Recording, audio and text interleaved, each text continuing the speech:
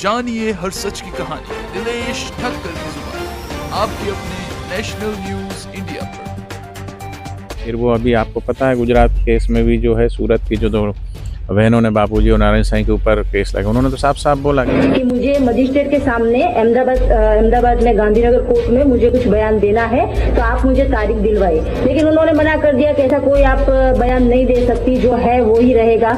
वो बयान बदलना चाहती है, हमारा जो सच्चाई है वो समाज के सामने रखना चाहती, कोर्ट के सामने रखना चाहती है, लेकिन पुलिस जो है वो सुन नहीं रही है। ऐसे ही पानीपत वाले केस में भी उस समय तो महेंद्र चावला ने अपनी डींगे हाँक ली, मीडिया में आकर के जो बकवास करनी थी कर ली।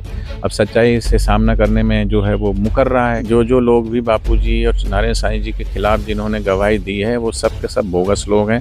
केस चल रहा है और क्रॉस एग्जामिनेशन हो रहा है कोर्ट में, तो अब बोलने के लिए उनके पास बात नहीं है। तो कभी अपना बीमारी का बहाना करता है, कभी बोलता है हॉस्पिटल में एडमिट हो जाता है। इसलिए कहते हैं सच्चाई कभी छुप नहीं सकती बनावट की। उसी बनावटी उसूल है, बनावटी लोग हैं ये सब, इनका कोई वो नहीं है। देर सवेर सच्चाई सबके सामने उजागर हो रही है। तो इस पूरी खबर को लेकर आप लोगों की क्या राय है? आप लोग भी वीडियो के कमेंट बॉक्स में जाकर आप लोग भी अपनी राय अवश्य रखिएगा।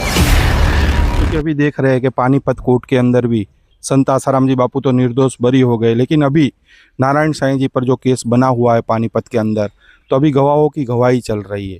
तो जो संत आसाराम जी बापू के मुख्य केसों में जो गवाह था महेंद्र चावला, उसने आरोप लगाया था कि मेरे ऊपर जो हमला हुआ था कथाकथित आसाराम जी बापू के इशारे पर हुआ, नारायण साईं जी के इशारे पर हुआ, लेकिन आसाराम जी बापू उससे बरी हो गए। अभी गवाही चल रही है, तो अभी वो गवाही देने से डर रहा है, मुकर रहा है, मतलब उसको डर लग रहा है अभी, और हॉस्पिटल में एडमिट हो जा रहा है।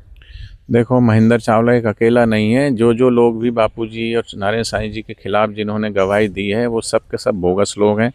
कहीं ना कहीं पैसे के प्रलोभन में आकर के, राजनीति के और मीडिया के कहने पर पैसे खा कर के ये झूठी गवाही दी है।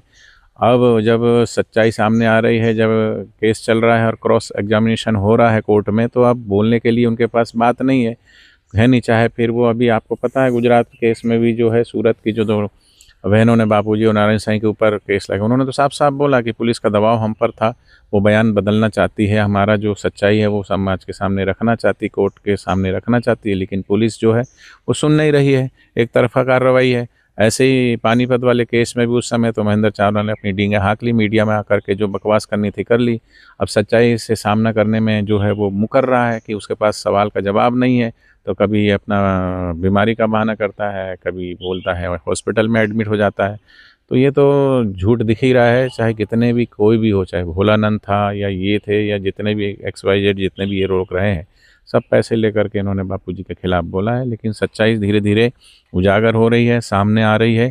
इसलिए कहते हैं सच्चाई कभी छुप नहीं सकती बनावट की। उसी बनावटी उसूल है, बनावटी लोग हैं ये सब, इनका कोई वो नहीं है। देर सवेर सच्चाई सबके सामने उजागर हो रही है। जानिए हर सच की कहानी दिनेश ठक्कर की जुबान आपके अपने नेशनल न्यूज इंडिया पर।